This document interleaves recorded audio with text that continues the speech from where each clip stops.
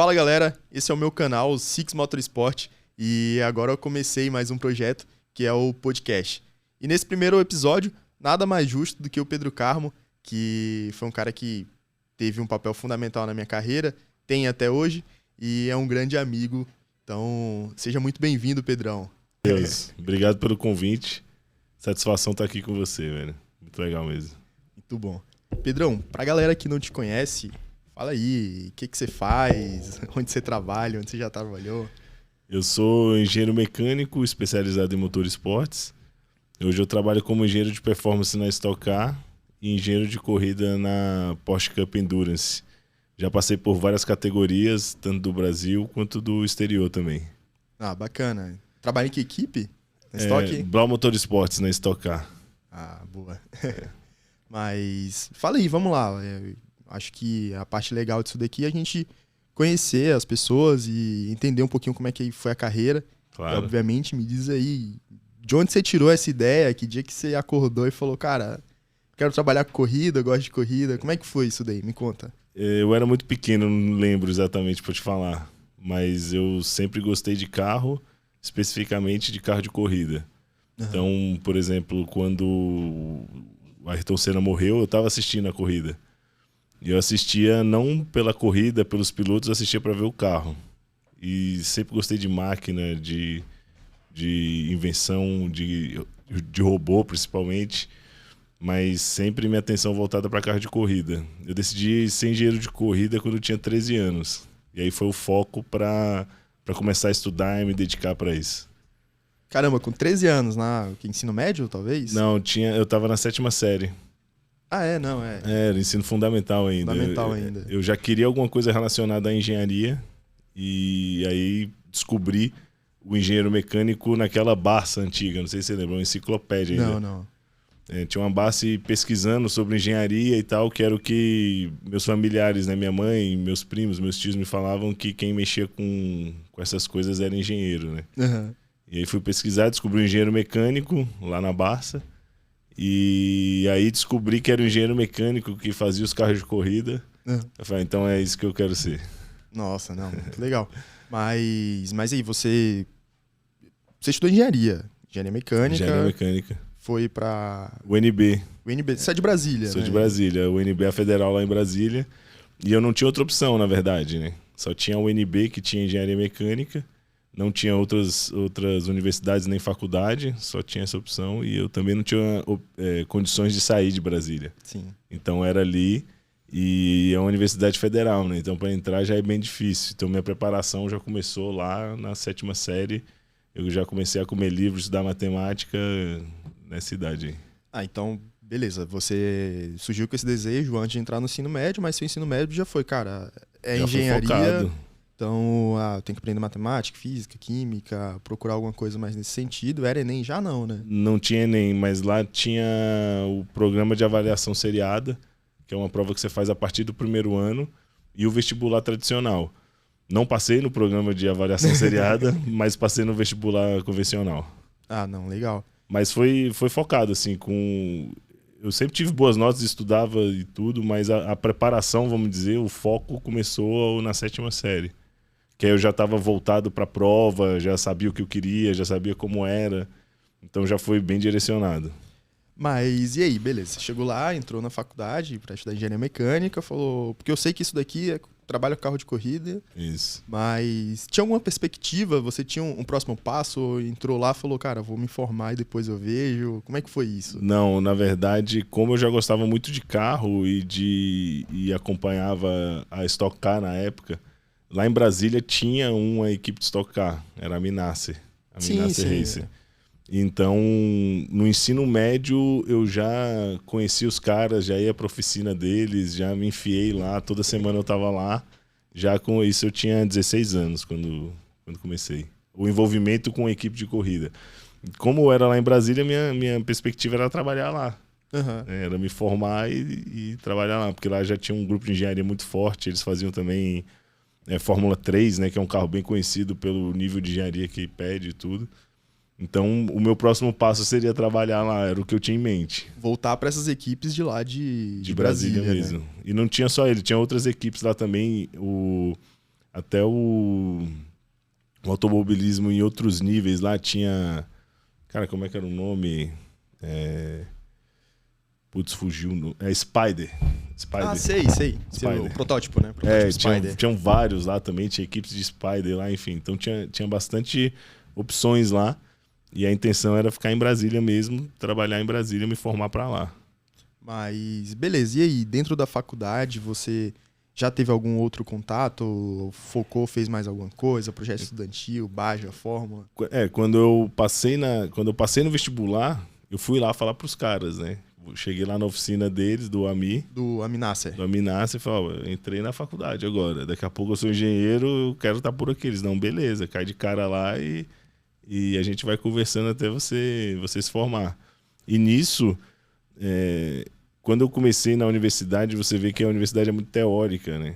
Você é apresentado a um universo de teoria e muitas vezes nem faz sentido, né? Então eu já sentia que aquilo ali não era suficiente, que eu precisava de mais coisas para ser um profissional melhor, ser um profissional de alto nível. E descobri o Fórmula SAI. Eu não conhecia, não sabia que existia o Fórmula SAI. E descobri lá e foi aí, beleza, eu quero entrar na equipe de Fórmula SAI. Então eu passei o primeiro semestre todo me movimentando e entrei de fato na Puama Racing, que está aí até hoje, a partir do segundo semestre. Ah, muito legal. Mas, cara, já tinha a Puama? Como assim? Quando foi que você entrou na faculdade? Eu entrei na Puama entrei na faculdade em 2008. No segundo semestre de 2008, foi o meu primeiro semestre. E entrei na Puama no primeiro semestre de 2009. Tem um tempinho já, hein? A Puama tinha o quê? Uns 2 anos? Não, a Puama começou no primeiro campeonato de Fórmula SAI que teve aqui no Brasil. A Puama já estava, foi uma das primeiras equipes. Acho que 2005, 2004. Né? 2004. 2004, então já tinha quase 5 anos de Apuama. A Puama é uma das equipes muito tradicionais mas eu não sabia isso, que é uma equipe tão antiga. Exato. E eu acho que isso explica também porque eu vejo que a gestão de conhecimento da Puama poucas equipes têm. A galera que eu bato um papo, eu vejo que sempre tem escadinha, né? Todo ano vai incrementando ali e os caras não saem do zero. Isso.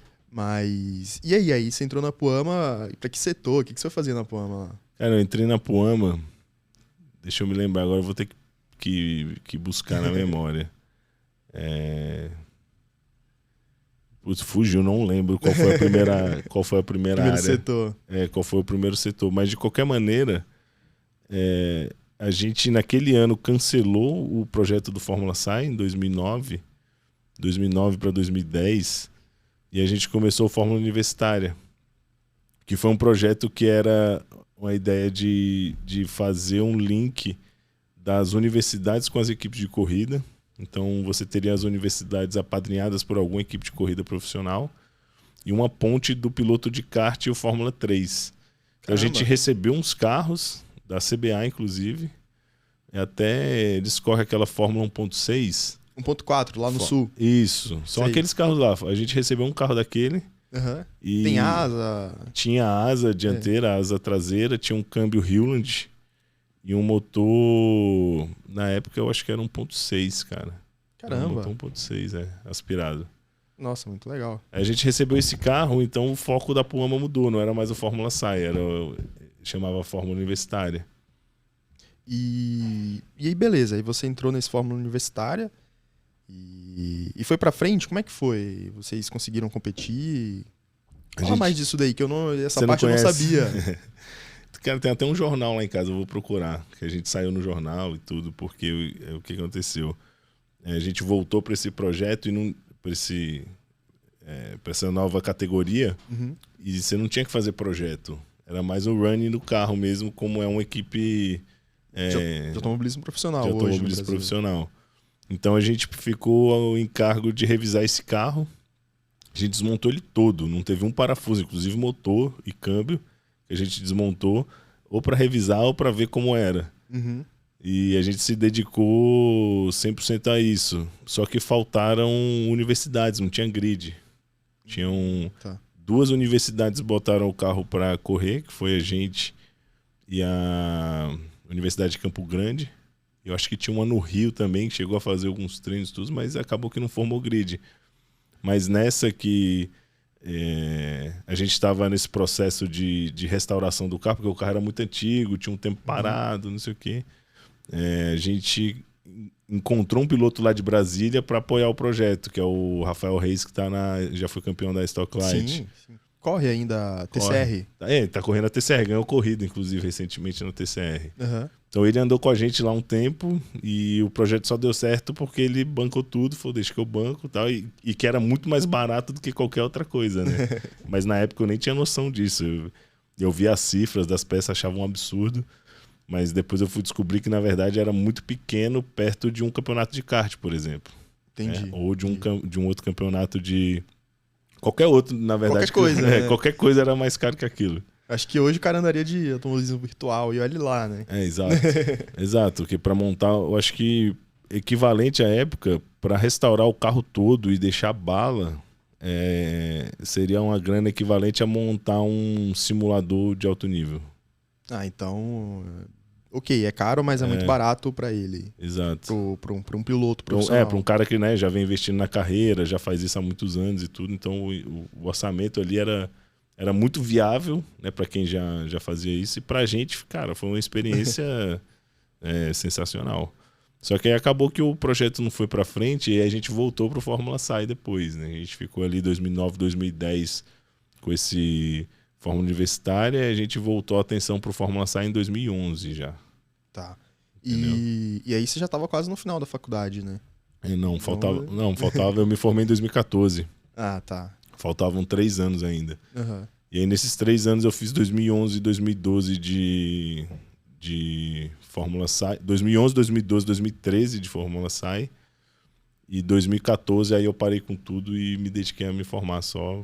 Meu foco foi conseguir o diploma, né? Mas aí nesse tempo eu consegui estágio de corrida, comecei a trabalhar já com corrida e tudo. E aí foi que eu tive um plano de sair do país. Isso que eu ia te perguntar. Dentro da faculdade você chegou a trabalhar, fazer estágio em alguma equipe? Se foi lá em Brasília mesmo, né? Obviamente. Eu comecei, o primeiro estágio foi lá com a minha mesmo. Mas eu fiz 1 ou 2 corridas de Stock Car com ele e eu ia como ajudante do ajudante, né? Eu ajudava a carregar o caminhão, lavar roda, essas coisas, e via alguma coisa ali dos engenheiros trabalhando com os dados. Uhum. Foi aí que eu descobri o sistema de aquisição de dados, eu não sabia que existia. Inclusive, o sistema de aquisição de dados entrou na Stock Car em 2006. E em 2006 eu estava no ensino médio e via muita movimentação disso na oficina lá, quando eu ia visitar e tudo. Eles fazendo chicote, colocando sensor no carro, coisa que era novidade na Stock Car. Mas aí eu só fui entender de fato o que era isso lá em 2010, quando eu acompanhei os bastidores da equipe, né? Então eu fiquei lá em 2010 muito na oficina, fui em algumas corridas e tudo, mas a minha experiência com pista mesmo começou em 2011. Uhum. Entendeu? Que foi quando eu consegui um estágio através de um ex-membro da Puama, um dos que fundaram a Puama. E ele estava com a equipe em São Paulo. E aí eu entrei de estagiário lá na equipe, que era uma equipe de GT3 e de GT4 na época. E na equipe tinham 3 carros de GT3 e 4 carros de GT4. Nossa, era enorme. Era enorme, era uma estrutura surreal. Quais eram os carros? Tinha 2 Lamborghini e uma Ferrari 458. Ah, muito legal. Era muito legal você ter trabalhado com Ferrari nessa época já, né? Sim. Que você chegou a trabalhar depois, lá na frente a gente fala sobre isso. Mas você chegou a trabalhar nesse carro especificamente? Não, eu não trabalhava com os GT3, eu trabalhava com os GT4. Aí no GT4 tinha 3 Gineta G50. Você trabalhou com Gineta também? Trabalhei com Gineta. Aí o que eu trabalhava mesmo era com 3 Gineta G50 e uma Ferrari 453. Cara, eu nunca ia imaginar que você tinha trabalhado com a Gineta. Trabalhei com Gineta. E era novidade, né? O carro tinha acabado de sair. Porque eu não sei se você sabe, mas o G55 que eu trabalho hoje é um carro que veio da mesma plataforma. Você sabe, obviamente. Exato. Mas veio da mesma plataforma e mudou. Eu vi umas coisas lá, mas não mudou quase nada. É isso aí. Basicamente é esse carro aí. E era muito legal porque eu aprendi a usar Motec, por causa da Gineta, que usava Motec. E a Ferrari 453 usava... Não era 453, era 430. Era uma Ferrari 430. E a Ferrari usava o Intax. Sim. Né, que para mim é um dos melhores programas de aquisição de dados que tem. Então eu tive que aprender a mexer nesses dois programas. Né, e aí no ano seguinte, 2012, 2013, né, a equipe diminuiu, mudou a estrutura e eu não continuei mais. Mas eu fui para o Regional de Marcas lá em Brasília. E por incrível que pareça, eles usavam o Intax lá. Nos Marquinhas Nos lá. Marquinhas. O Luiz, o Pinduca, me falou isso, que até hoje usam o Intax lá, né? Exato. Porque eu usava Fiat, eu uso motor Fiat, e aí eu acho que usavam o... Cara, eu não sei como é que foi parar lá, mas os carros usam... Tem lá, né? Usam o Intax lá. Ah, legal. Na verdade é por causa do preparador, né? Quem faz os motores desses carros lá em Brasília é o Zezão. E ele já está acostumado a usar o sistema de gestão do motor, né? ECU, Magnete Marelli, e usa o Intax como aquisição de dados. Então, eu já sabia muita coisa que eu aprendi lá com a Ferrari, né? Mas trabalhando lá no Marquinhos foi quando desenvolveu muito mais. Né? Que aí trabalhava mais direto, mais tempo também, né? Eu podia ir na oficina, enfim... tinha oficina perto de casa, porque quando eu estava na GT3, na GT4, a equipe ficava em São Paulo e eu morava em Brasília, então eu ia só para as corridas. Tá. E até essa questão do remoto, eu não sei como é que era. Por exemplo, hoje você faz tudo remoto. Hoje. Essa época aí é quando? 2011. 2011. Não era tão... Era tão conectado como é hoje o seu trabalho? Não, era mais espaçado assim, né? A gente não tinha, o WhatsApp não tinha, que eu me lembro, não tinha WhatsApp. E o que eu fazia? Eu pegava os dados, levava para Brasília, passava um mês estudando, vendo as coisas, e na outra corrida encontrava o pessoal e ia debater o que tinha estudado ali da corrida passada. Se precisasse de alguma coisa mais urgente, aí ligava. E bacana. Aí você formou. Isso. E você fez um mestrado. Você saiu para fazer a especialização. Na verdade é uma pós-graduação, não chega a ser mestrado, né? É uma pós. Tá, fez uma especialização, né? Fiz uma especialização em motor esportes. Mas em que momento você falou, cara, não, eu tenho que ir lá fazer uma especialização em motorsport? Como é que isso surge? Porque o sonho, na verdade, era trabalhar na Fórmula 1, né? Eu queria ser engenheiro da Fórmula 1. Né? Só que isso parecia impossível na época lá em Brasília. E aí quando você entra para Fórmula SAI, é muito legal, inclusive, né? Você começa a falar com gente do Brasil todo, você começa a ver outros pontos de vista. E eu descobri que existiam universidades fora do país especializadas nisso, né? Que a gente fala até hoje, Oxford Brookes, Cranfield, por exemplo. E aí eu descobri que existiam essas universidades.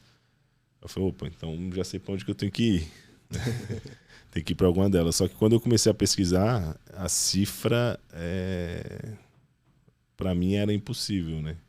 A cifra é muito caro, um curso desse é muito caro. Viver na Inglaterra é muito caro, mas eu já sabia mais ou menos para onde eu tinha que ir, né? Tinha que buscar alguma universidade na Europa. Sim. E quando você começa a pesquisar mesmo, eu vejo muita gente pesquisando a história dos pilotos, né? Quando que o Lewis Hamilton começou a andar e tudo, eu comecei a pesquisar os engenheiros, né? Via, por exemplo, um engenheiro que eu gosto muito é o... Cara, agora fugiu o nome dele. Danny... Não, que foi o Felipe Massa na Ferrari. Ah, não vou saber. Cara, fugiu o nome do cara. Esqueci o nome do cara. Não, a gente pega e põe na descrição do vídeo. Eu comecei a estudar a história desse cara, dos outros, e a maioria dos engenheiros que trabalhavam na Fórmula 1 saíram de alguma dessas universidades, né? Então eu falava, opa, então tem algum fluxo aí. Tem alguma relação aí. Tem alguma relação dos caras que fazem especialização em motor esportes e trabalham na Fórmula 1, que faz todo sentido, né? E durante a faculdade também a gente não tem nada de motor esportes, né? Na verdade não tem nada de carro. De carro. Na minha faculdade não tem nada de carro. Na minha também não. Talvez você vai usar termodinâmica. Mas é uma teoria muito geral, né? Você vai ver processos termodinâmicos, Exato. vai ver máquinas térmicas. Exato. Mas o legal é isso, que se por um lado não é de carro, por outro, sem esse conhecimento, sem entender McFlu, você não entende asa, você não entende aerodinâmica. Que foi o que eu tirei da minha formação, por exemplo, lá na UNB. A gente não vê nada aplicado a carro, mas é uma base teórica extremamente forte e matemática. Uhum. E quando você vai entrando na especialização da coisa, né, acaba que fica muito mais fácil você entender, porque você veio da criação geral de tudo e você está usando um dos ramos. Pega um pedaço ali, né? Pega um pedaço. Eu achei muito boa a minha formação nesse sentido, né? Que me deu uma bagagem, principalmente matemática, muito forte. E não tinha nenhum recurso sobre carro. Eu comecei a estudar o Millikan por causa do Fórmula SAI, para entender as equações e tudo, e de onde surgiu aquilo. Aí que eu comecei a ver que tinha um mundo específico disso, e aí eu ficava imaginando, né, como deve ser isso na universidade lá, cara. Imagino que esses caras não estudam lá, né? Mas onde você fez a especialização? Então, eu não fui nenhuma dessas. Não fui nenhuma dessas porque não tinha como pagar, era impossível, né? As cifras da Libra, né? Na época já era muito caro, hoje ainda mais. Hoje, acho que Oxford é 17 mil libras, 18 mil libras, alguma coisa assim. Isso. Você paga por um ano, né? E mais o seu custo de vida. Exato. Que é outro problema na Inglaterra, né? Exatamente. Cara, quando eu comecei a levantar os custos, né, eu fui pesquisar, fui ver onde fica Cranfield, por exemplo, né, que fica no meio de nada, não tem nada em volta, fica longe de tudo, e o aluguel é muito caro, tudo é muito caro. Então, quando eu comecei a fazer a conta lá, eu falei, é impossível eu fazer um curso desse para mim, para minha realidade não se aplica. E aí eu comecei a pesquisar outras universidades que faziam isso, né? Então eu descobri que tinha faculdade nos Estados Unidos, que tinha faculdade na Austrália e na Itália também. Então já ficava mais palpável. Já era algo bem mais barato que na Inglaterra, mas ainda assim muito caro para mim. E nessas pesquisas, quando eu ficava pesquisando na internet, universidade, motor esportes, não sei o que, aí eu achei a especialização que eu fiz, que foi uma especialização da Universidade Rei Juan Carlos, da Espanha, que era em junção com uma equipe de corrida da Europa, com a Campus Racing. Já foi no esquema bem próximo, né? Já era junto, era tipo o anúncio dos caras era Campus Race com Universidade Rei Juan Carlos, e custava menos da metade do que uma especialização em Cranfield, por exemplo.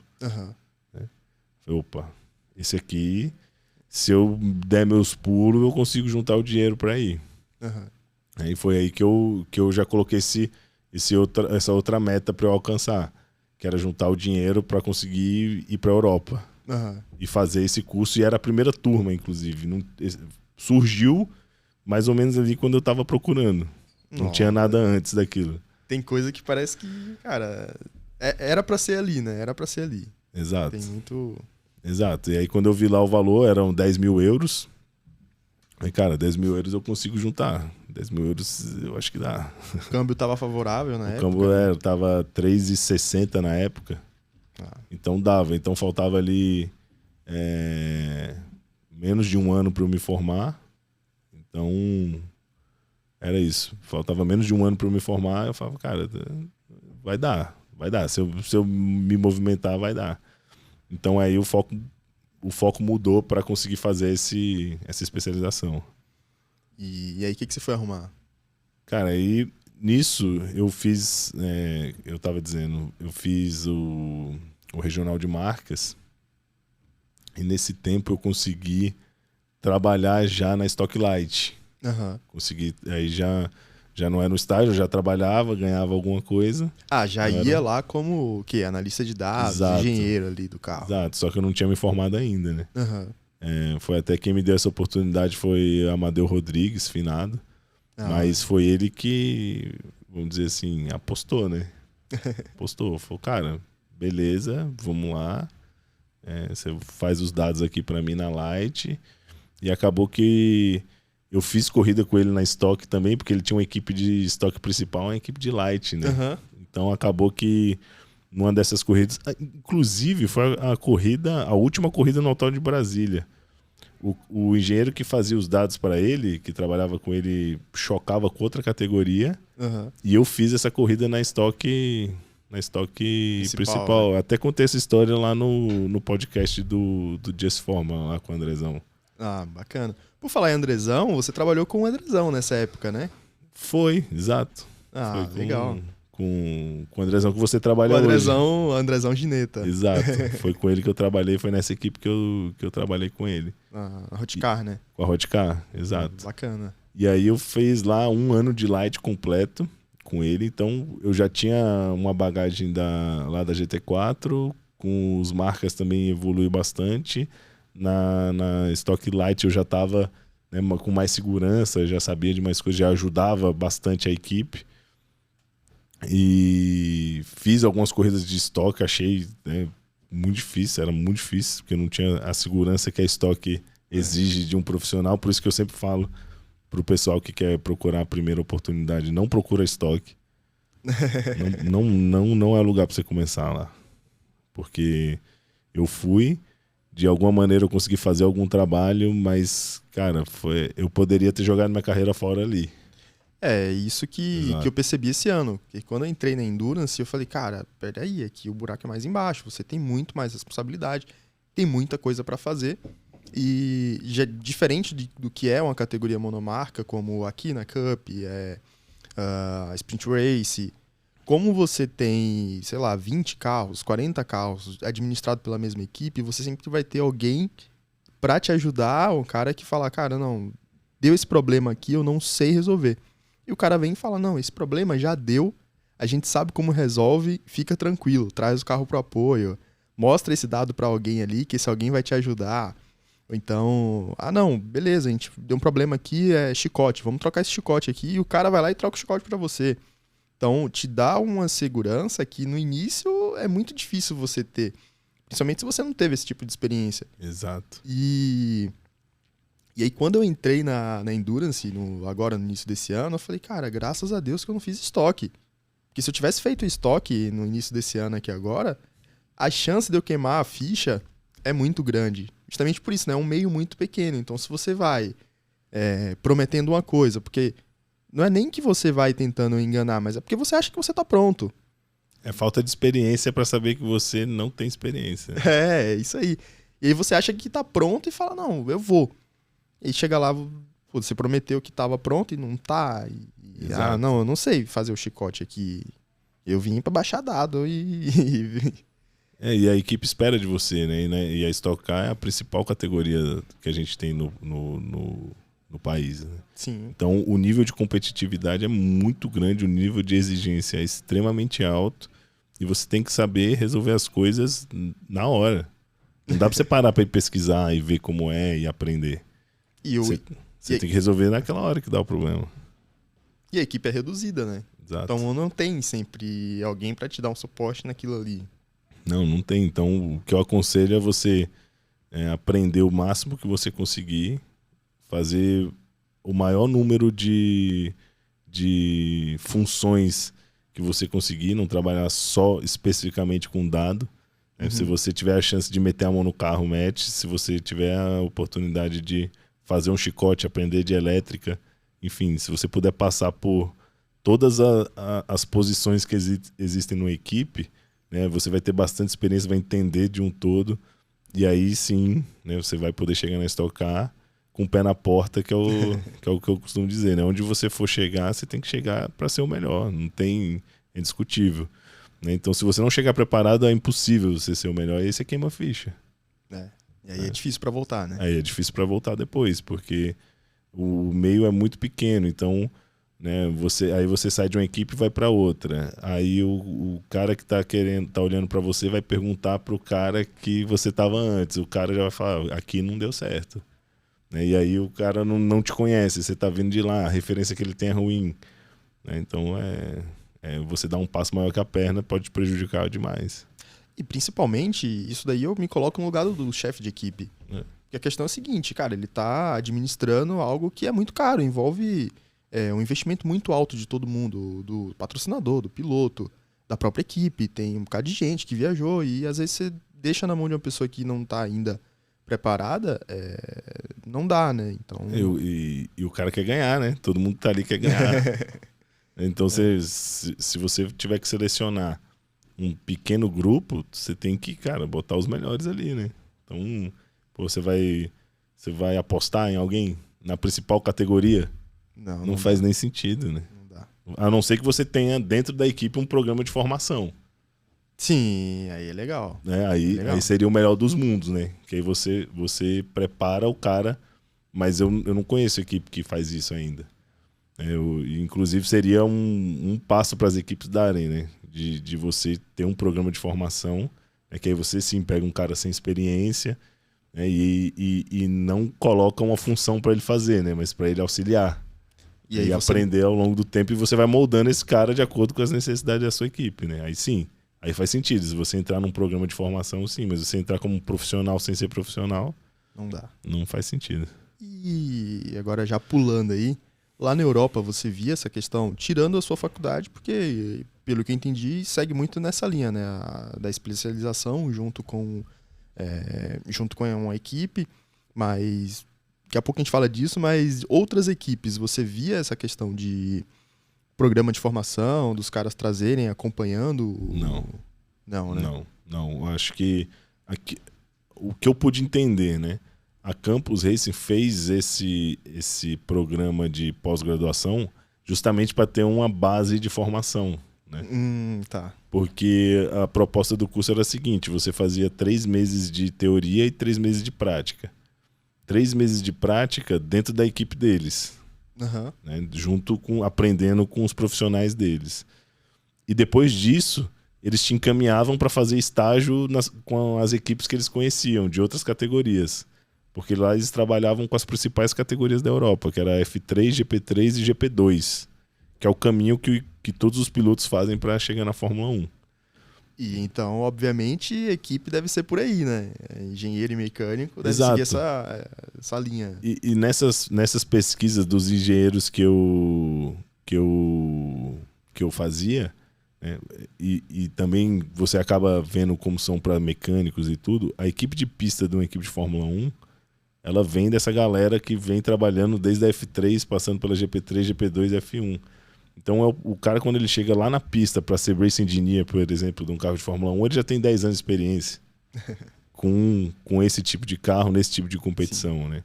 O pessoal que sai, por exemplo, lá de Cranfield ou Oxford Brookes e vai direto para a Fórmula 1, eles vão para fazer trabalho de projeto na fábrica, eles não vão para a pista.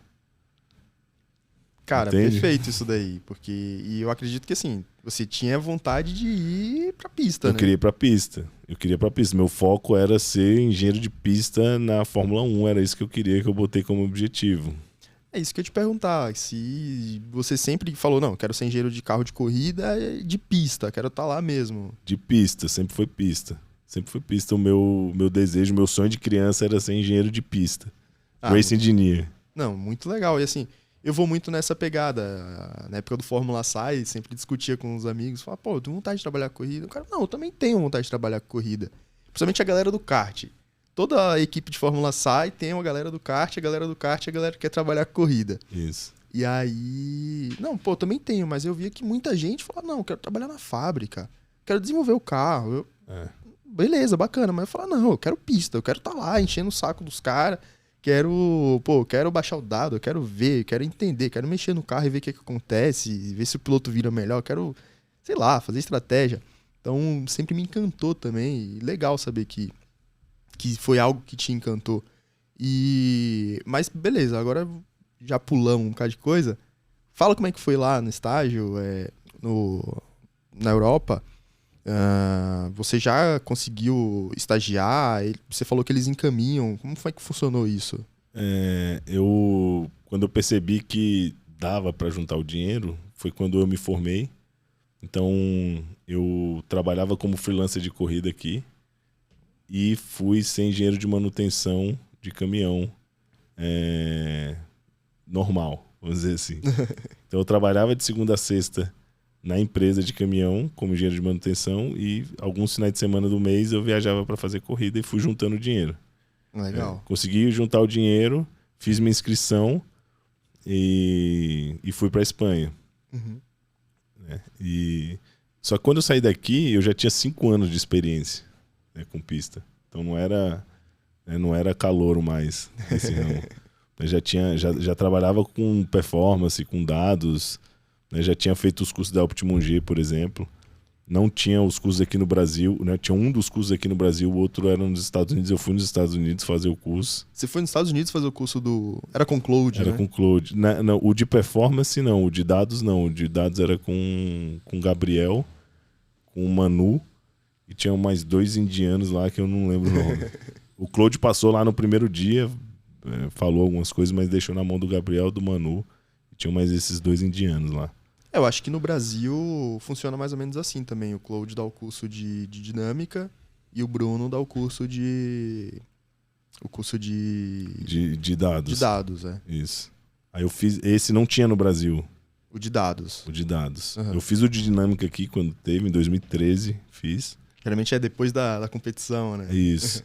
E o curso de dados é depois da competição lá em Lincoln. Aí eu fui para Lincoln. O curso foi na universidade lá em Lincoln. Uhum. Aí fui para lá e fiz... Mas você foi aleatório, né? Você não foi... A equipe não foi para Lincoln. Não. Eu fui para fazer o curso da Optimum-G. Entendi. Eu cheguei lá, inclusive teve até um tornado lá na competição. Eu tava com alerta de furacão. Que louco, cara. E a universidade lá tinha abrigo anti-furacão lá também.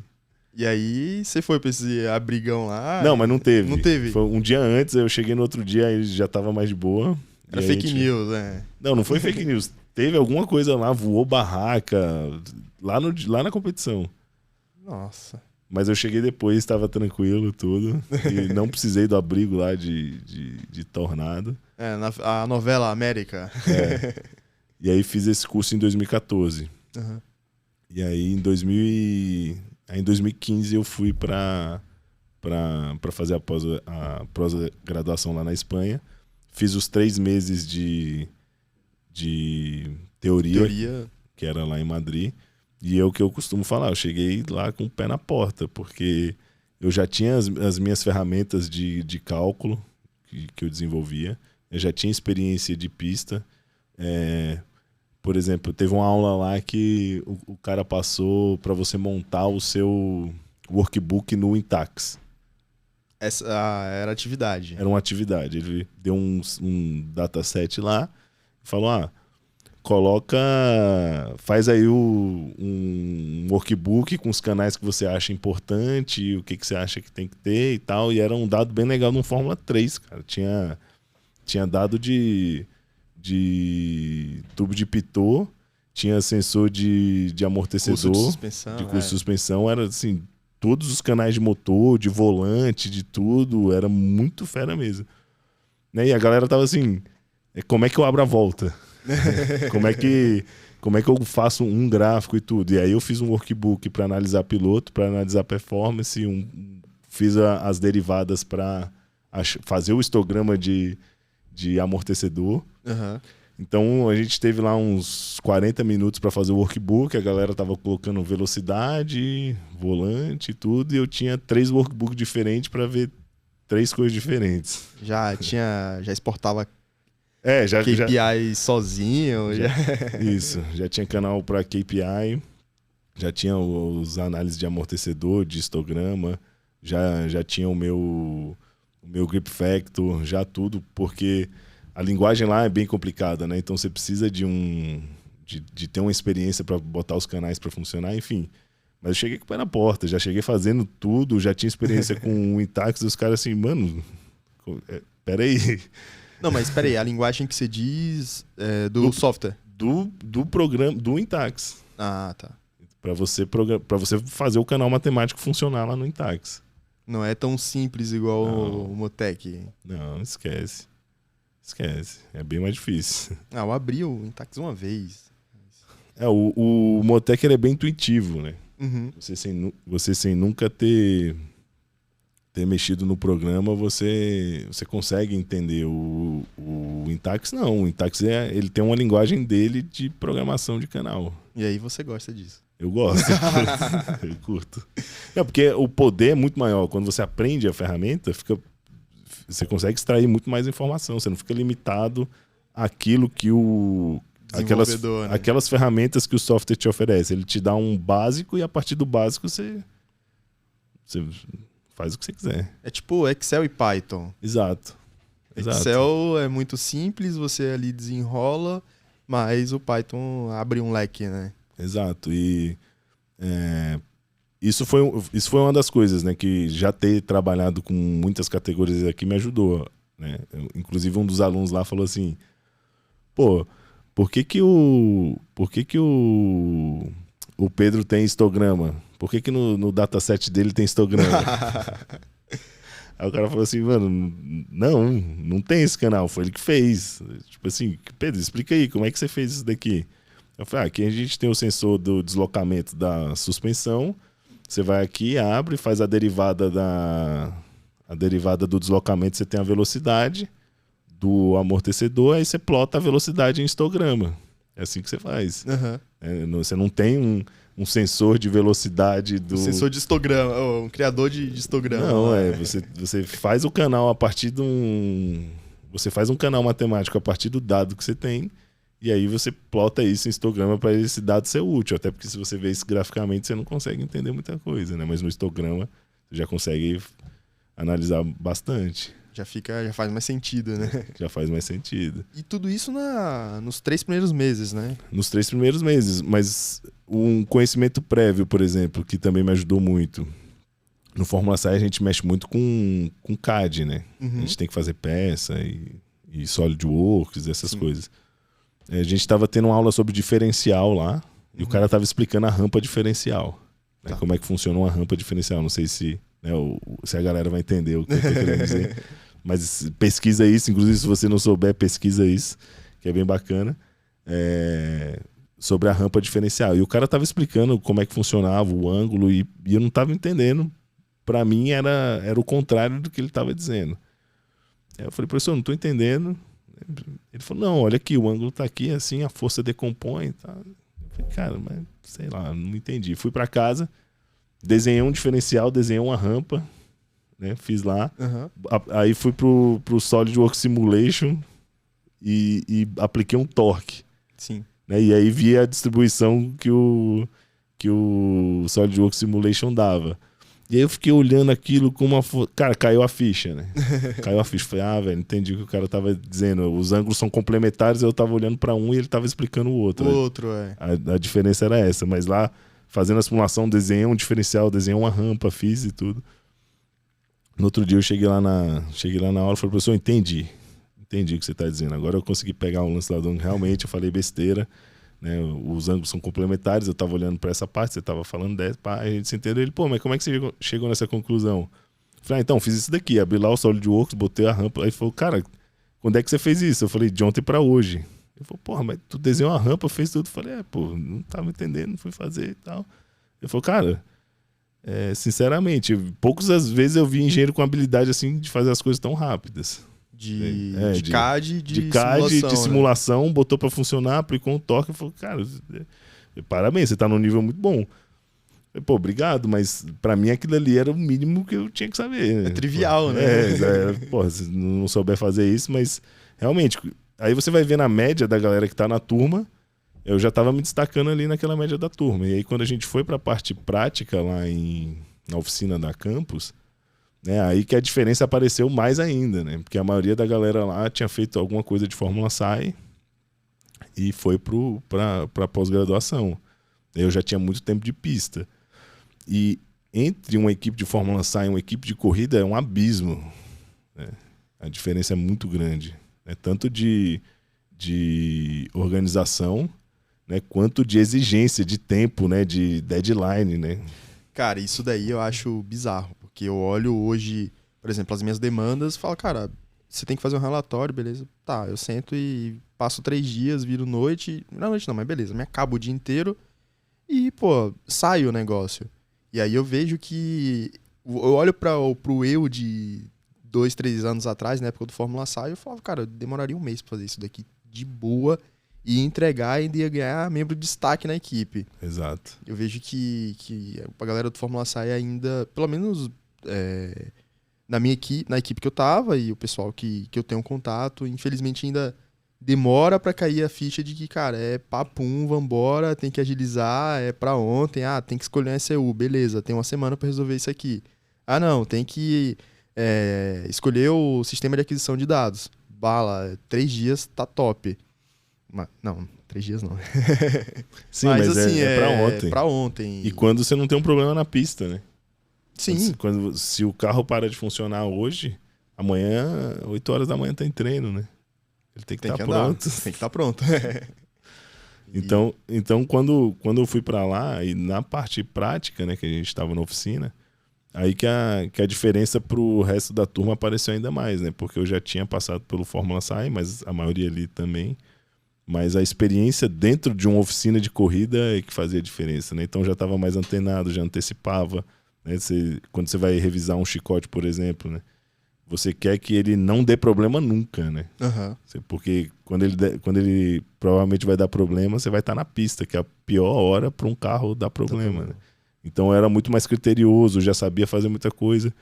E aí a diferença minha para os demais apareceu ainda mais.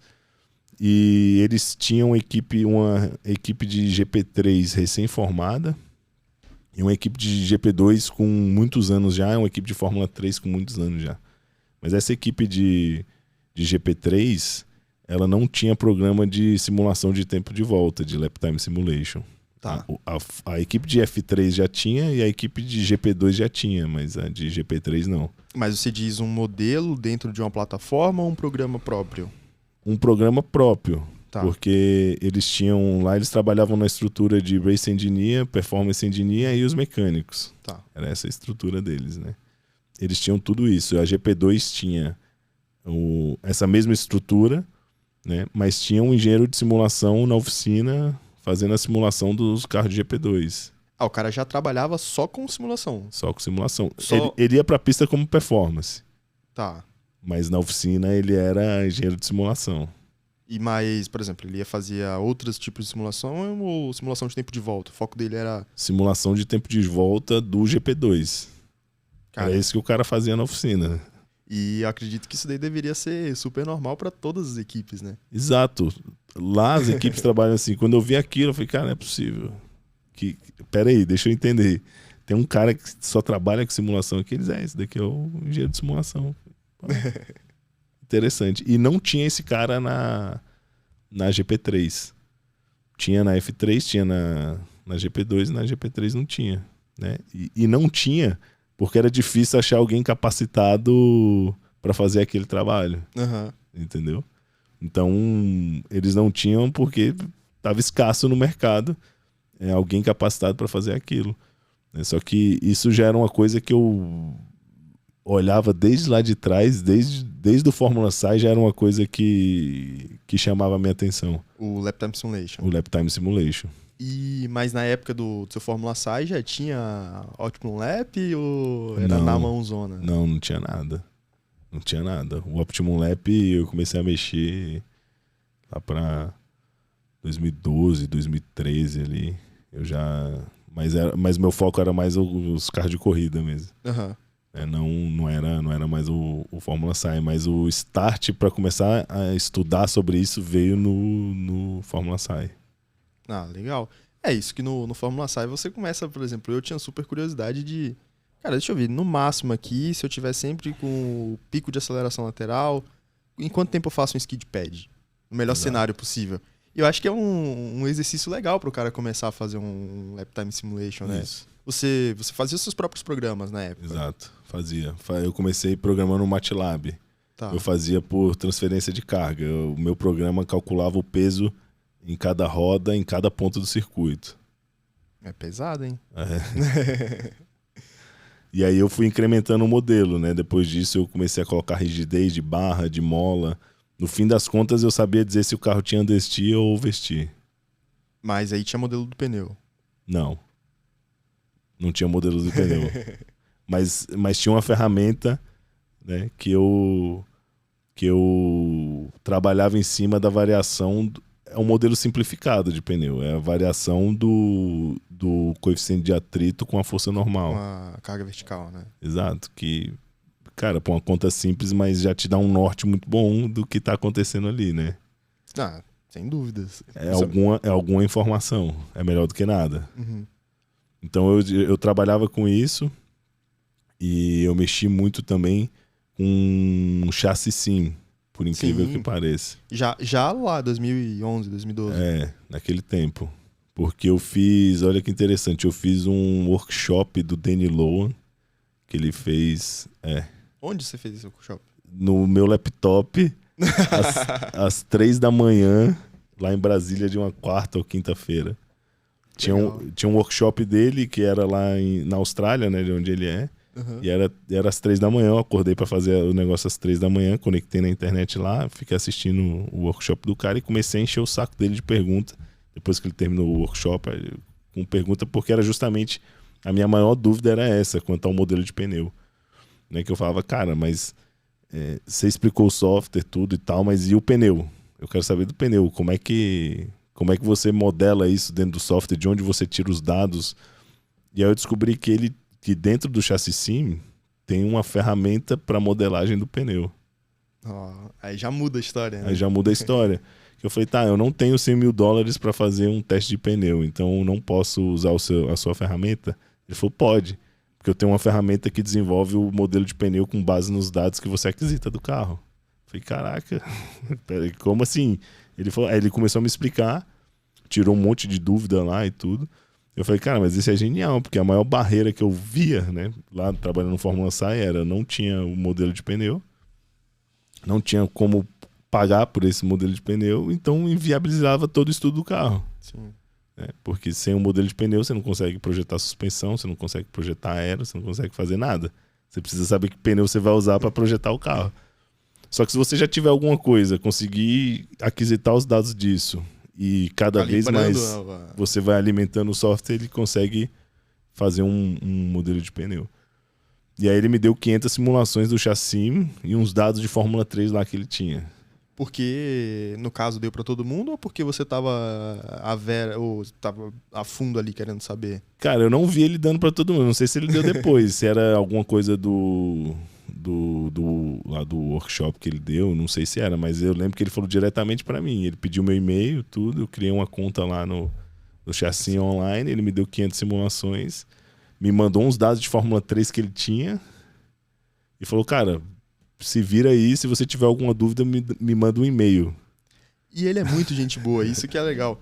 Porque eu tive um problema pra acessar o chassi e eu falei, não tô conseguindo aqui. Botei o meu e-mail e não tô conseguindo cadastrar. Vê aí o que vocês fazem. E aí, ele nada responde, menos que né, em ele 5 responde. minutos. E ele tá, não 5 não, mas meia horinha, 2 horas, sei lá, alguma coisa assim. Eu sei que muito no mesmo rápido. dia ele respondeu e ele falou, cara, faz o seguinte, faz um login novo e eu vou te dar 80 simulações. E eu falei, cara, como assim você vai me dar 80 simulações? Não falei, né? Mas fiquei pensando, como assim o cara vai me dar 80 simulações aleatório? Acho que custa o quê? 5 dólares, $5, né? cara. $5. Então, vezes 500, o cara te deu um presentão. Me deu um presentão, cara. Ele me deu os dados do Fórmula 3 e falou, vai mexendo aí até bater. Enfim, se diverte aí. E aí eu fazia a simulação, peguei o manual do carro para colocar os pontos, para fazer tudo. Fiz o carro, fiz tudo, o aeromap e tudo. E fui mexendo até bater. E aí mandava o resultado para ele falava, tá, legal, gostei disso, ficou bom nesse ponto, agora melhora... Você tá vendo que o carro não tá tracionando direito, o carro, o seu modelo freia melhor do que o carro de verdade. E fui ajustando e tudo. E como eu tinha feito o meu programa de transferência de carga, né, óbvio, Não é a mesma coisa que o chassi sim. Mas eu não fazia mais porque eu não tinha conhecimento de programação para evoluir. Eu sabia as fórmulas, sabia mais ou menos para que lado ia.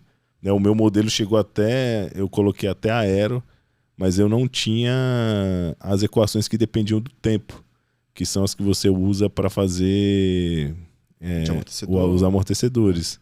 Que é a equação de vibração, a gente estuda nas aulas de vibrações. Todas elas dependem do tempo. Quando chegava nessa parte, porque a minha simulação era quase estática.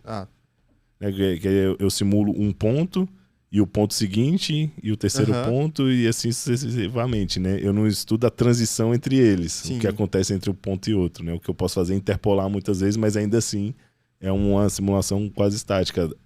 E o software dele tinha essas equações que dependiam do tempo, né? Então, vamos dizer assim, eu tinha a minha linguagem de programação que eu fiz lá em MATLAB, que é muito simples, né? Tinha um abismo grande e aí tinha o chassi, mas como eu tinha feito o meu código, ficou muito mais fácil entender os problemas que davam no programa de verdade.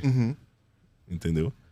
E, pô, então você basicamente fez uma consultoria. Teve uma consultoria com o Danilo. Foi. Que legal, cara, que legal. E aí, quando eu tava lá na Europa, né, eu tinha essas ferramentas, né? E para mim estava muito claro como funcionava a simulação. Tinha noção das limitações também, né? Porque chegou num ponto, quando eu fui fazendo lá, que o Danny falou, cara, com as ferramentas que você tem, isso é o melhor que dá para fazer. E batia muito. Era muito boa a simulação. Mais ou menos... De que a gente tá falando aí? De tempo era a mesma coisa, algumas reações do carro eram diferentes. Mas de tempo... De tempo era igual. O perfil de velocidade era igual, batia, mas as reações do carro, algumas coisas de deslocamento de amortecedor eram diferentes, e algumas reações do carro eram diferentes. Em alguns pontos, o meu carro tinha understeer, o dele tinha oversteer e o contrário.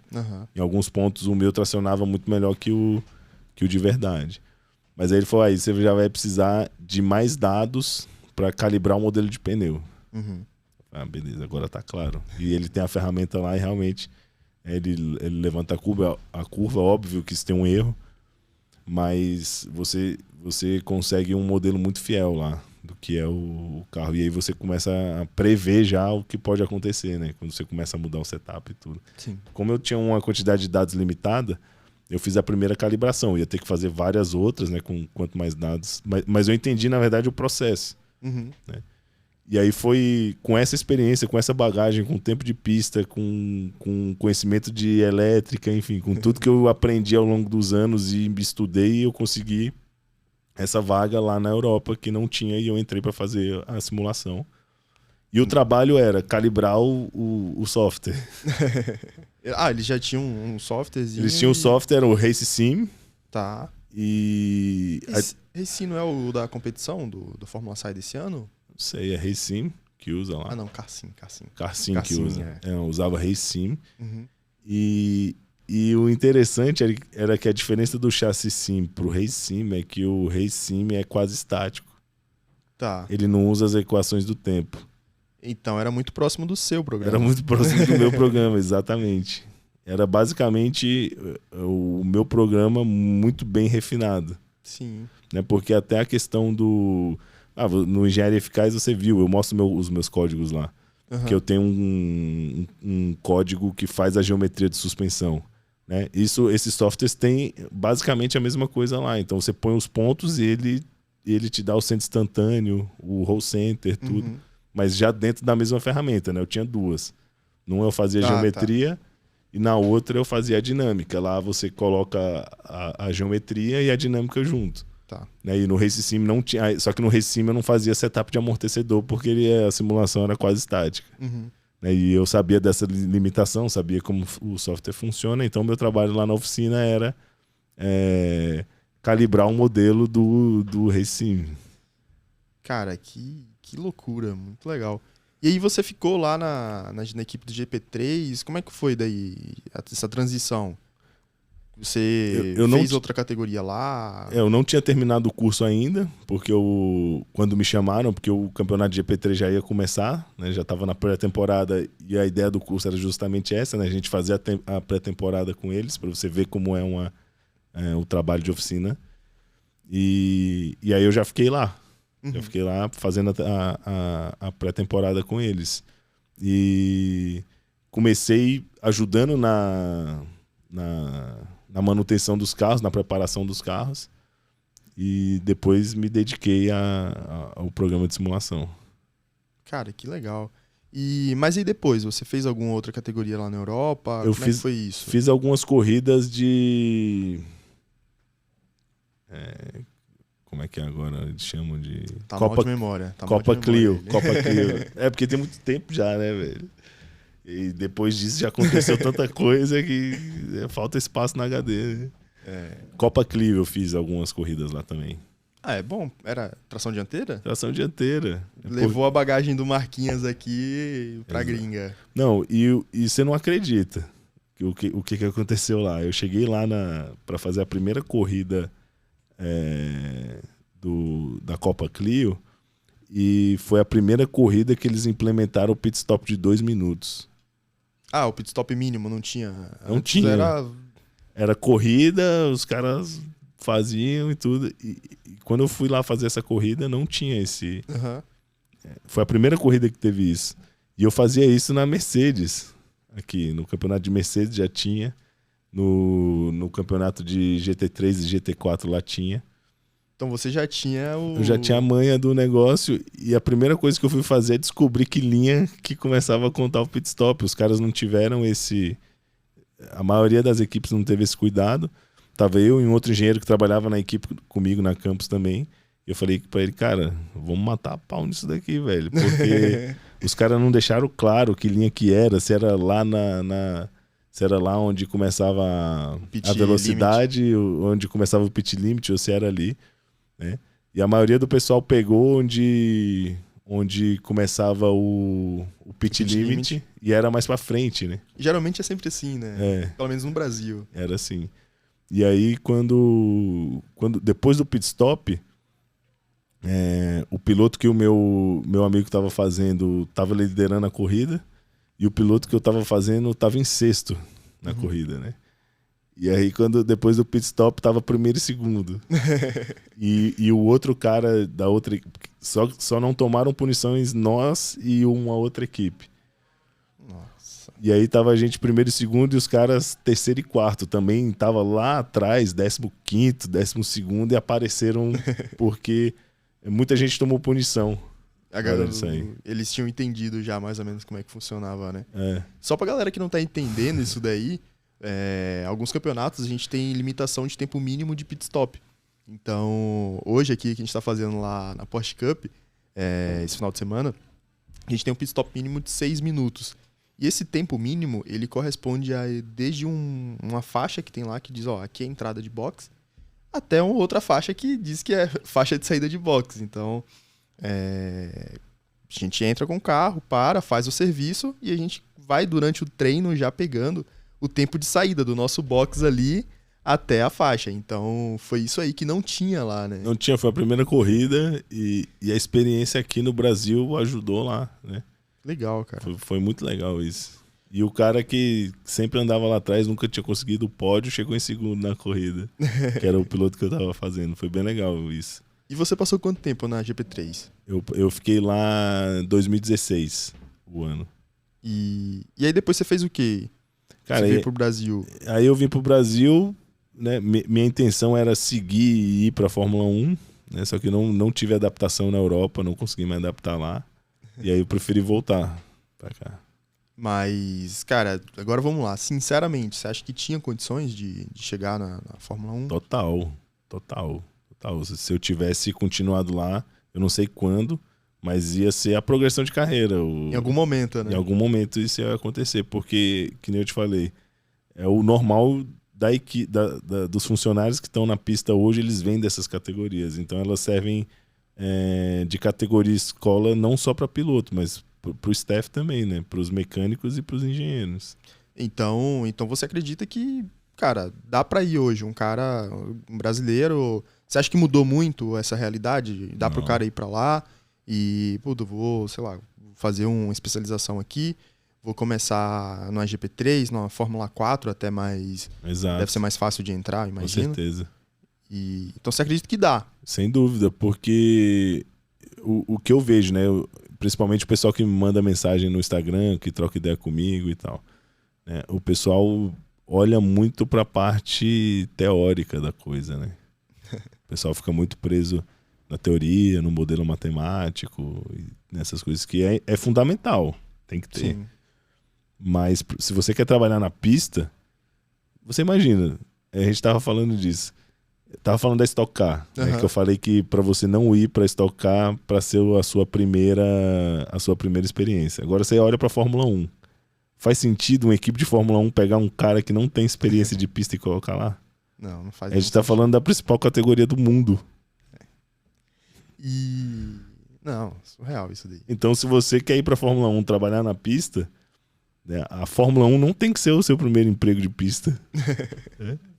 Fica muito mais claro falando assim. Então, se você quer trabalhar na pista, você tem que começar numa categoria de base, né, e daqui 5, 6, 7, 10 anos, aí você já tem 10 anos de experiência de pista, aí faz sentido uma equipe de Fórmula 1 te colocar lá, né?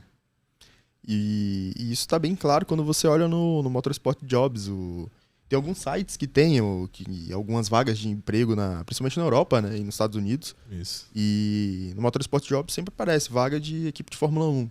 E principalmente a de pista, os caras sempre pedem 5 anos de experiência, no mínimo, com veículos de Fórmula. Exato. Eu vi uma semana passada que era isso daí. 5 anos de experiência com veículos de Fórmula, de preferência Fórmula 1. De preferência Fórmula 1, mas você sendo um engenheiro de corrida, um engenheiro de performance na GP2, por exemplo, F2 hoje, né?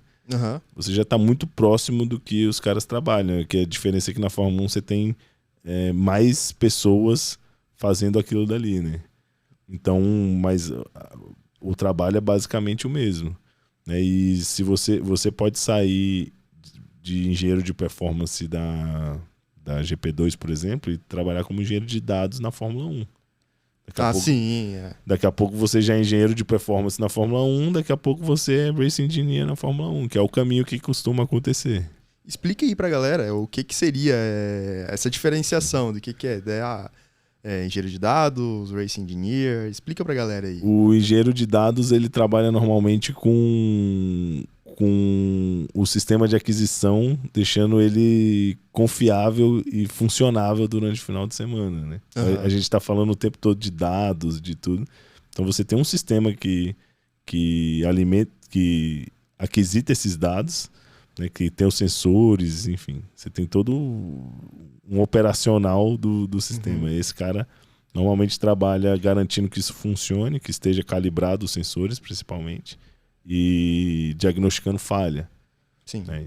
E muitas vezes lá o pessoal chama de telemetria, na Fórmula 1 tem telemetria, né? Uhum. A galera que analisa os dados de telemetria, né? Que está vendo se está dentro da janela de funcionamento, se tem algum problema, enfim. Tá vital. Os dados vitais do carro, está mais voltado para essa parte. O engenheiro de performance, ele já está ligado diretamente ao desempenho do carro. Então ele vai ver os dados de pilotagem, vai ver se o carro está dentro dos parâmetros de desempenho máximo, se tem desequilíbrio do carro ali, se dá para extrair mais do piloto e se dá para extrair mais do carro. Uhum. E o Racing Engineer, o engenheiro de corrida, ele é o cara que recebe informação da equipe toda para tomar as decisões do que fazer no carro propriamente dito. Então você tem um desequilíbrio no carro, por exemplo, que o carro sai de traseiro, o carro tem oversteer, né? O engenheiro de performance passa, tá acontecendo isso, isso e isso, o carro tá assim, assim, assado, então as possibilidades são essas. Uhum. E aí esse cara vai tomar a decisão do que mexer no carro para corrigir esse problema. E na Fórmula 1 ele trabalha, e nas outras categorias também, trabalha como um manager da equipe, né? Ele que distribui os trabalhos, que faz as coisas acontecerem ali, pede o set de pneu, vou precisar desse set de pneu, desse set de pneu, então organiza isso, né, que dispara as frentes de trabalho. Então, e lá na campus tinham muitos engenheiros que estavam voltando também. Alguns engenheiros eram da Fórmula 1 e estavam trabalhando na GP3 e na GP2. Ah, legal. Então eu perguntei pra eles, falei, cara, como foi? Comecei na Fórmula 3, não sei em que ano, tal, daqui a pouco tava na GP2 e aí entrei como performance na Fórmula 1. Cara, é coisa que a gente olha e fala, não é possível que dá, né? Exato. Então, começou como impossível, né? Depois era improvável, depois foi quase inevitável. Você vê que se você, né, seguir, você precisa de um plano. E conhecer sobre, buscar informação, é assim que faz. Mas beleza, já que falou de plano aí, hoje como você faria? Hoje, puta, sei lá, o Pedrão agora não é mais Pedrão, é Pedrinho, tá no meio da faculdade, tá no final da faculdade. Pedrinho de 18 anos. Certo. E quer entrar na faculdade, quer ser engenheiro da Fórmula 1. Hoje o que você faria, pessoalmente? Eu faria a mesma coisa que eu fiz naquele tempo. Eu ia entrar no Fórmula SAI, ia buscar estágio em equipe de corrida, ia conseguir uma bagagem com corrida aqui no Brasil, ia buscar um curso de especialização na Europa e ia entrar em alguma equipe de corrida da Europa e seguir o plano de carreira do engenheiro lá, F3, F2 e F1. E aí outra pergunta que eu queria saber de você, porque eu tenho um pensamento, mas em que momento, se bem que você já falou, né? Você já fez dessa forma, mas em que momento você recomendaria um cara hoje a procurar entrar no motorsport? O cara que acabou de entrar na faculdade. No primeiro semestre. No primeiro semestre, sem dúvida. É quando o cara já... Quanto mais cedo você tiver contato com a equipe de corrida, mais experiência você vai ter quando você se formar. Sim. Então imagina que você demora 5 anos para se formar e você começou a trabalhar numa equipe de corrida no primeiro semestre, você vai ter 5 anos de experiência. Que é o que pedem lá naquela vaga que você falou. Já é alguma coisa, né? Exato. Já é alguma coisa. Então tem que entrar logo, tem que entrar ontem. Se não entrou ainda, já entra logo para fazer qualquer coisa, né? O que eu vi de alguns colegas também, muita inércia para começar. Aí o cara fala, não sei de nada ainda, tem que estudar muita coisa, tem que aprender muita coisa e tal. Cara, você pode entrar numa equipe de corrida para ajudar a carregar o caminhão e limpar a roda. Porque o mais difícil, Pedro, pelo menos para mim que iniciei por agora, e eu imagino que na sua época deveria ser muito pior, é você ter o primeiro contato com a equipe. Pra mim, cara, isso era uma coisa de outro mundo. Fala, como é que eu vou ter um contato com esses caras? Exato. Que depois eu dou meu jeito, eu aprendo e eu tento fazer alguma forma de mostrar o meu serviço, mostrar que eu mereço estar ali. Mas o difícil é você estar com os caras, velho.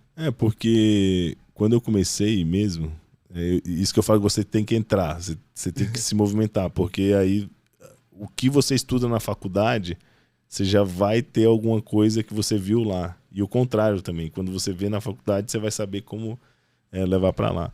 Uma coisa que me deixava muito em dúvida e foi uma das motivações para buscar o Lap Time Simulation é que eu vi os engenheiros trabalhando lá na GT3, né, na Light, enfim, nas categorias eu ficava olhando os caras trabalhando e eles falavam assim, por exemplo, vamos mexer na cambagem. Beleza, eu sei o que é cambagem. Aí o cara olhava assim, eu falava assim, não, vamos aumentar 0,3 aqui nessa roda. Caramba, de onde ele tirou esse número? Eu ficava pensando, não falava nada. Então vamos mexer em altura. Levanta a frente do carro 3 milímetros. O que eu perdi? De onde vem esses 3 milímetros? De onde vem esse 0,3 de cambagem? De onde vem esses valores? Era muito difícil conseguir alguma informação disso, né? Como assim? Por que você vai fazer isso? Não, vou fazer porque assim é esse o caminho e tal. Tá, mas de onde você tirou esse número? Todos eles respondiam que era pela experiência. Eu falei, o feeling. Meu feeling fala que tem que ser isso. Eu falei, mas como é que você chegou nisso? A maioria falava assim, tem muitos anos que eu trabalho nisso, já trabalhei com vários carros, já... Conheço a pista. Conheço esse piloto, enfim, tinha muita coisa envolvida para o cara chegar naquela conclusão. E que geralmente fazia sentido, né? Faz todo sentido, né? Porque é aí que eu cheguei na conclusão de que o cara chegava num modelo que ele construiu com dado experimental. Né? Porque o cara tá trabalhando com isso há muitos anos. Né? Então ele testou muita coisa e ele tem muito dado experimental. Sim. E ele consegue desenvolver um modelo para isso. E eu pensava, cara, se eu precisar de 20 anos, né, para aprender tudo isso, eu tô lascado. Como é que eu não vou conseguir fazer isso nunca? Né? Porque esse é o problema, né? O problema não é a experiência ser muito importante. O problema é você só depender dela, porque enquanto você não tem, e aí? Você não faz nada, né? Então, o meu papel nas equipes era analisar o dado, interpretar aquilo, explicar o que acontecia e como acontecia em cada curva. Uhum. E com base nesses dados, o cara consegue montar um cenário, entender o que está acontecendo com o carro e com base nos dados experimentais que ele tem, ele chega em uma conclusão. E que eu vi ser assertiva muitas vezes. Uhum. De fazer pole, ganhar corrida e tudo, desse jeito. Mas colocando isso para mim era inviável. Né? Eu precisar de 20 anos para ter a quantidade de dado experimental que o cara tem. E aí eu pensei, cara, deve ter algum jeito de fazer isso. Deve ter outra forma de fazer isso. Porque no Millikan tem um monte de equação. Tem um monte de fórmula, tem um monte de coisas lá que você pode usar. Só que a gente não tem os dados. Né? Ele tem lá todas as variáveis bonitinhas. Né? E na realidade você não tem. Você tem que dar um jeito de conseguir. Então a minha busca ali foi justamente, né, trazer esses dados para a realidade para conseguir então fazer um modelo. Sim. E foi aí que eu foquei, foi aí que eu consegui entender o Lap Time Simulation, entender como funciona também. Então, essa diferença, né, você pode ter um modelo baseado em resultados experimentais, que você vai demorar 20 anos para ter algo consistente, né, ou você pode parametrizar o carro e fazer um modelo matemático e aí, então, entender como esse carro funciona e não em 20 anos, mas dependendo de como é a sua estrutura de trabalho, você consegue fazer isso em 1 ano. Sim. Cara, isso... é aquela coisa de encurtar caminhos, né? Exato. E quebrar menos a cabeça. Porque, beleza, a experiência é legal, mas, cara, os caras acertam muito, mas erraram muito no meio do caminho. Não que você vai deixar de errar quando você tá preparado. Mas minimamente espera-se que erre menos, né? Exato, exato. É outra forma, né? Porque eu tenho que usar os meus pontos fortes em meu favor, né? E meus pontos fortes sempre foram matemática e física. Então, cara, eu tenho que usar... Eu estudei matemática e física pra caralho. Então, eu tenho que usar isso de alguma maneira em meu favor. Então, fazer esse modelo matemático era uma forma de usar o que eu tenho de melhor. Sim. Entendeu? E aí, como encontrar esses dados e como fazer esse modelo é que é a dificuldade. Foi nisso que eu me dediquei nesse tempo. E foi isso que foi o meu diferencial na Europa. Ah, legal. Mas agora vamos falar de Brasil, aproveitando o gancho que você tá falando de usar o que você tem de melhor. Explica pra gente em que momento você falou, cara, não, tô fazendo nada aqui, vou fazer o Engenharia Eficaz. Certo. Fala pra gente o que é o Engenharia Eficaz e como é que ele surge, de onde veio isso daí? Na verdade, pra ser bem sincero, Matheus, o Engenharia Eficaz não foi nem ideia minha. Eu nunca vislumbrei fazer curso, ensinar motor esportes, isso nunca tinha passado pela minha cabeça. Mas depois que a gente começou, né, inclusive você foi um dos que deu start, né? Que você fez a live, eu fiz a live e tudo. Na pandemia eu criei o podcast. O CarmoCast, galera. O CarmoCast. Vai estar aí na descrição. Acredito que a maioria de vocês já devam seguir o Pedro, devem acompanhar aí o CarmoCast. Vamos cobrar ele, vamos encher o saco dele. Fala, Pedrão, pô, aí não dá, cara. CarmoCast, vamos fazer mais. Mas... Eu comecei com o CarmoCast, a ideia, a gente estava até falando disso aqui, de fazer para os amigos, para o pessoal que, né, gostava de automobilismo e tudo. Fiz o podcast, o CarmoCast, sem pretensão nenhuma. E a galera começou a compartilhar isso, né? Foi recomendando para os amigos, para a galera que gostava de corrida e tudo. O pessoal começou a me seguir lá no Instagram, começou a mandar mensagem, achava legal, e eu falava de corrida no Instagram e tudo isso. E num belo momento, o pessoal que me seguia falou assim, cara, por que você não faz um curso? pô, eu queria fazer um curso com você, por que você não ensina mais sobre isso? Eu falei, cara, realmente, né, eu podia juntar a minha experiência, o que eu aprendi nesse tempo e encurtar o caminho, né, pro pessoal, né? Então eu pensei, pô, legal, o pessoal confia no meu trabalho, confia em mim, no que eu tô falando, a galera me segue, me faz pergunta, me dá feedback depois, fala, pô, obrigado, você deu aquelas dicas lá e foi legal, assim, assado. Falei, vou ensinar a minha metodologia de trabalho, que é o que eu posso fazer, né? Então o Engenharia Eficaz surgiu, na verdade, porque o pessoal botou pilha. Eu fui um desses. Você foi um desses. E lá eu ensino como eu trabalho, como eu desenvolvo o meu trabalho. Então eu falei, cara, como é que eu posso ajudar essa galera que quer começar agora? Eu falei, pô, eu posso pegar o que eu aprendi em 10 anos, né, e condensar no que é a minha metodologia de trabalho hoje. E essa é a proposta do Engenharia Eficaz.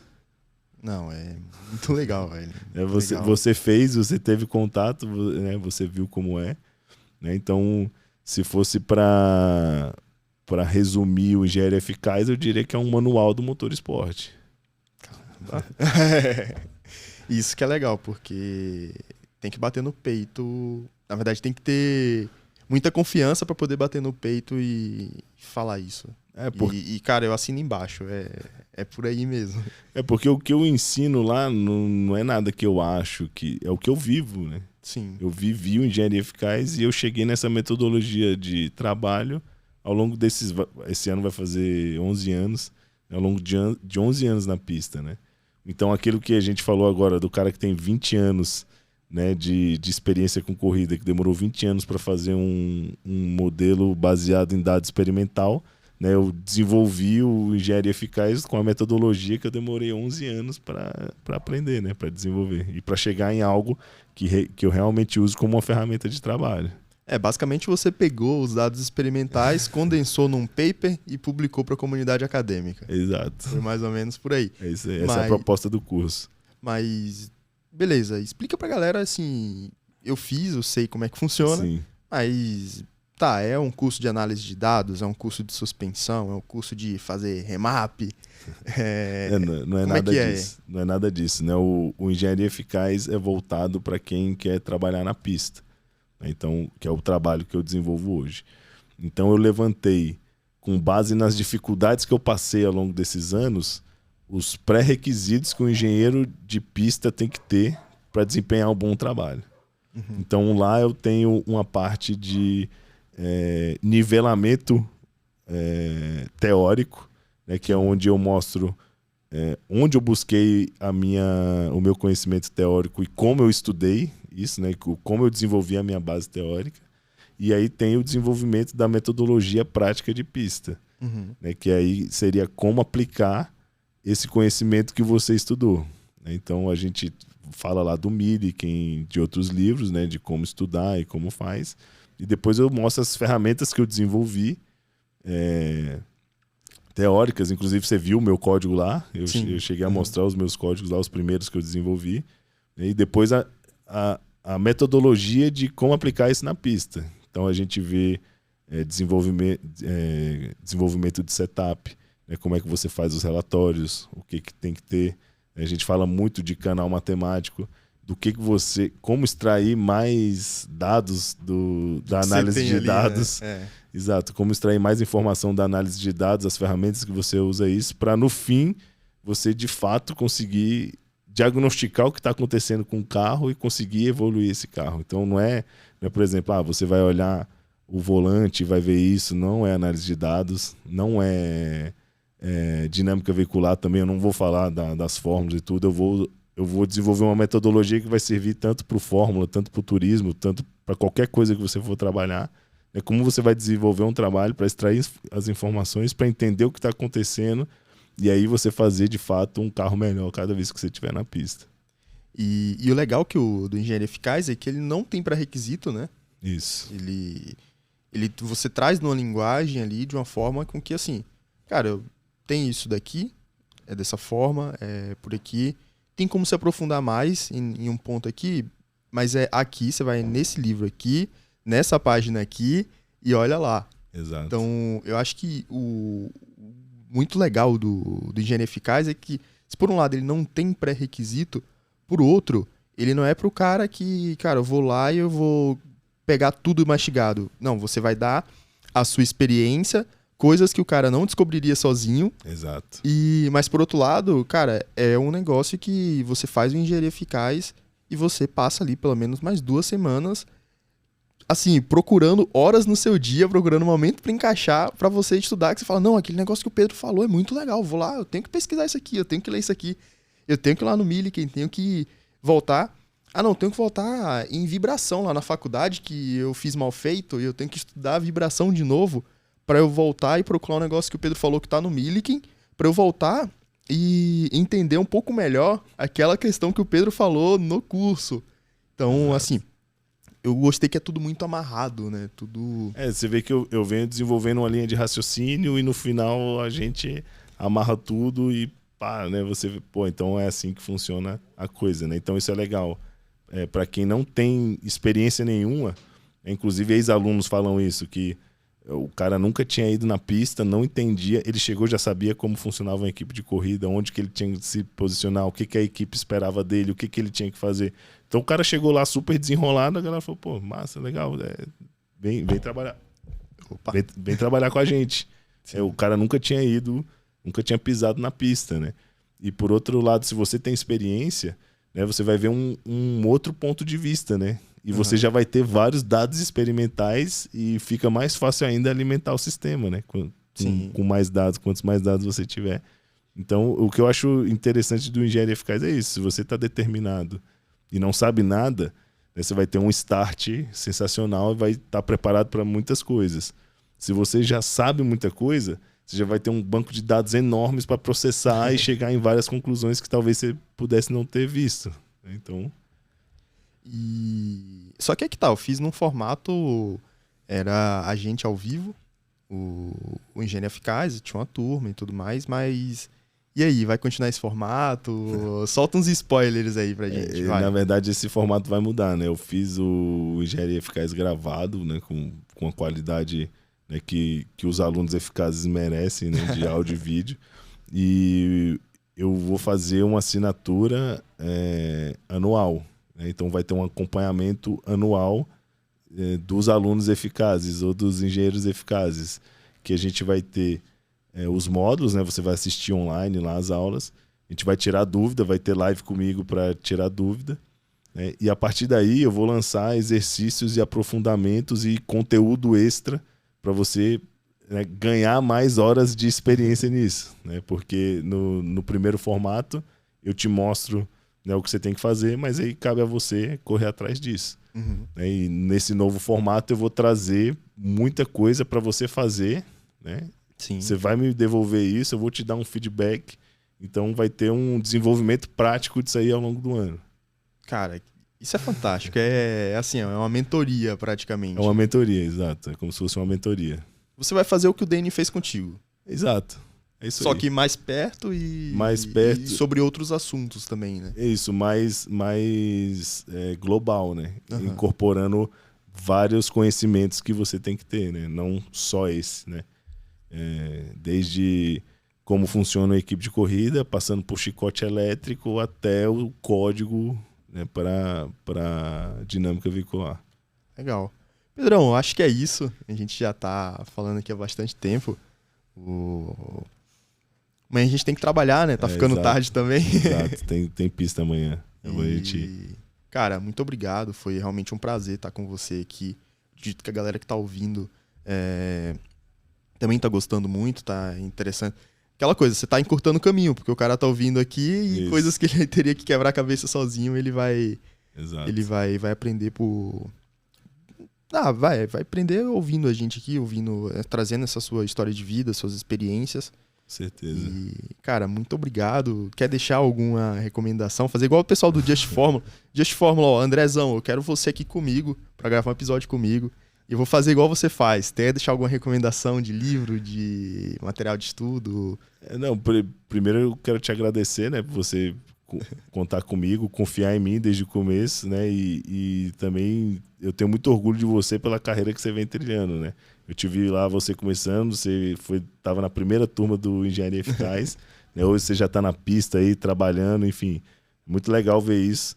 E obrigado por você ter me chamado de poder estar aqui falando, né? E o que eu posso recomendar para a galera é para se inscrever no Engenharia Eficaz, né? Lá você tem, né, um resumo de tudo. Eu falo muito dos livros, do Millikan, do Tune to Win. Enfim, falo de canais matemáticos, falo sempre no meu Instagram, dou muitas dicas, mas no Engenharia Eficaz você tem uma linha de raciocínio, né? E Sim, você pode chegar em algo concreto no final. É porque quando a gente está na internet, a gente até tenta ajudar de algumas formas, mas a coisa fica meio difusa. É ponta solta, né? É. Fica assim, assado, e você vê lá que no Engenharia Eficaz existe uma linha de raciocínio, né? Tem um caminho a ser traçado até você chegar, né, num resultado que a gente quer ganhar a corrida, né? Então, não adianta ficar só pegando ponta solta, isso vai ajudar muito, mas se você quer de fato fazer algo, né, consistente, eu recomendo procurar um Engenharia Eficaz. Bacana. Valeu, Pedrão. Galera, vou deixar aí na descrição o Instagram do Pedro. Também vou deixar um link. Você tinha feito uma lista na Amazon. Uma lista de livros. Os principais que eu acho. Vou deixar lá a lista de livros. Provavelmente eu vou soltar o podcast depois do lançamento do curso. Eu não sei se o curso vai estar disponível para comprar depois, como é que vai funcionar isso daí. Mas se tiver alguma coisa do curso, eu deixo aí embaixo também. Foi um prazer. Essa é a primeira vez, o meu primeiro episódio. Espero que vocês tenham gostado bastante aí, porque para mim foi realmente muito bom. Pedrão, valeu, velho. Obrigado, cara. Valeu, Matheus. Obrigado mesmo. Obrigado a todo mundo que tá escutando, né, que parou para ouvir a gente aqui. Valeu demais.